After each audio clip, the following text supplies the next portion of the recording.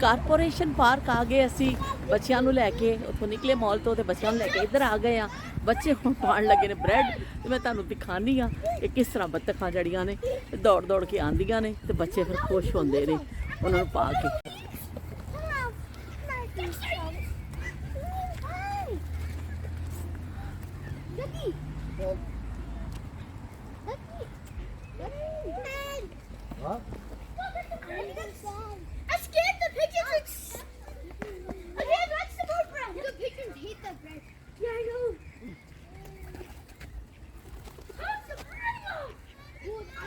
कबूतर भी ने बतखा भी ने किस तरह निकल आई ने बच्चे पा रहे ने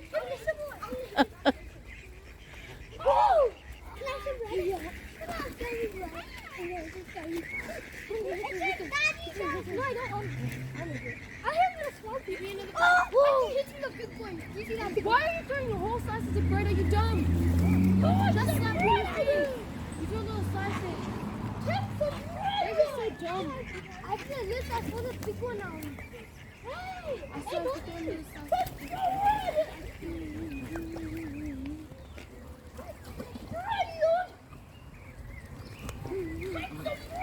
बड़ा खूबसूरत मंजर पिया लगदा वे ये लो ब्रेड राफी आपने किस वाले को ब्रेड डाली है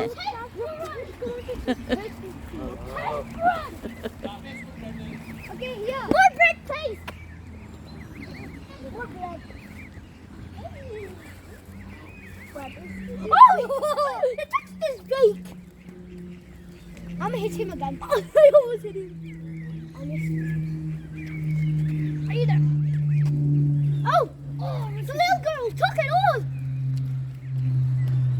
Oh, some bread! This is the best day of the duck's life. He just Mustafa आपने भी डाला है किसको डाला डक को या पिजन को Those two are not sharing. They're not sharing. ओ शेयरिंग नहीं कर रहे हैं ओ हो भाई ये तो बड़ी गंदी बात होती है शेयरिंग तो करनी चाहिए लेकिन मुस्तफा बता रहे हैं कि डक जो है ये शेयरिंग नहीं कर रही हैं लड़ाई कर रही हैं ओ हो वाह भाई वाह मुस्तफा ने इतनी सारी फेंक दी हैं अब सारी डक आएंगी और ये आके खाएंगी I'm gonna go get seeds. Me too.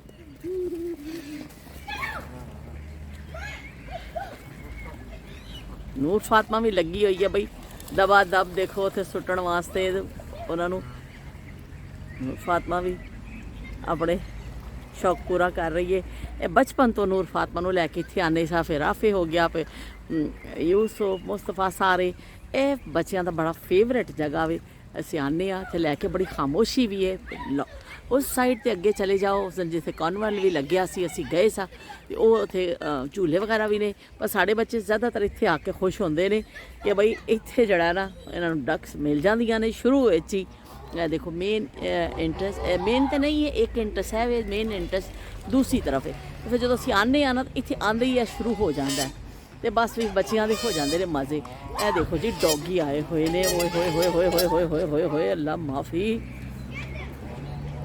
ਤੇ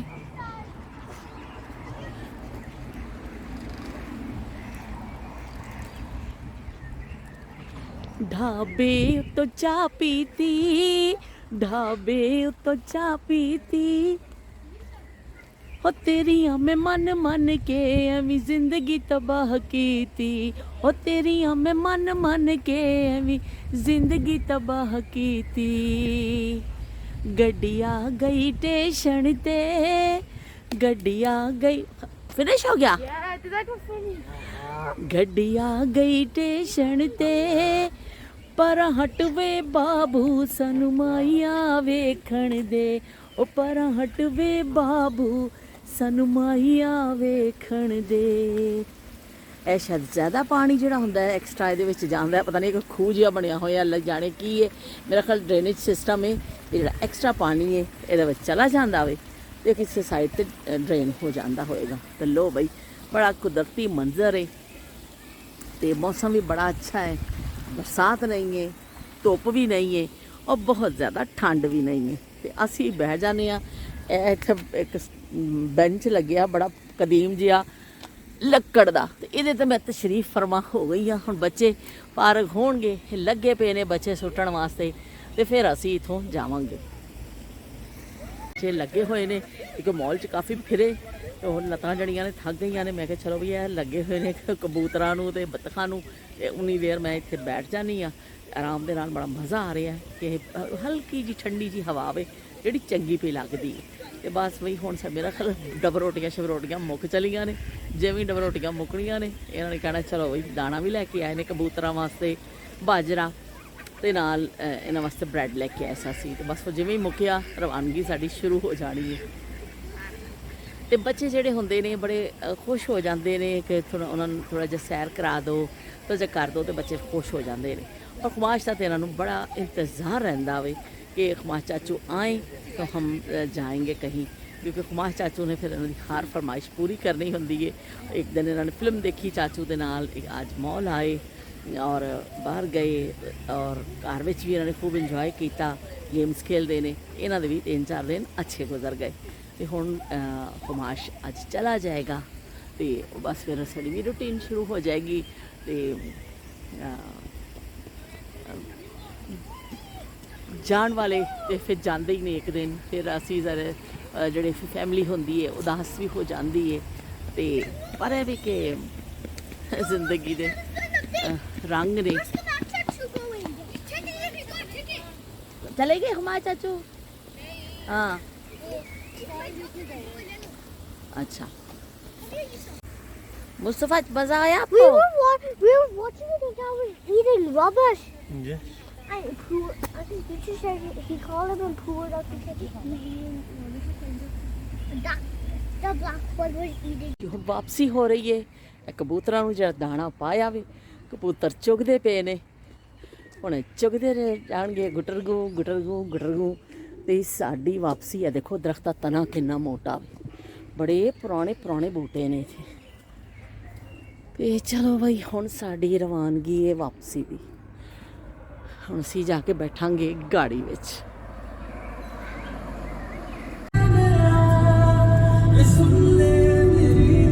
अभी इसको फाड़ती हूँ मैं।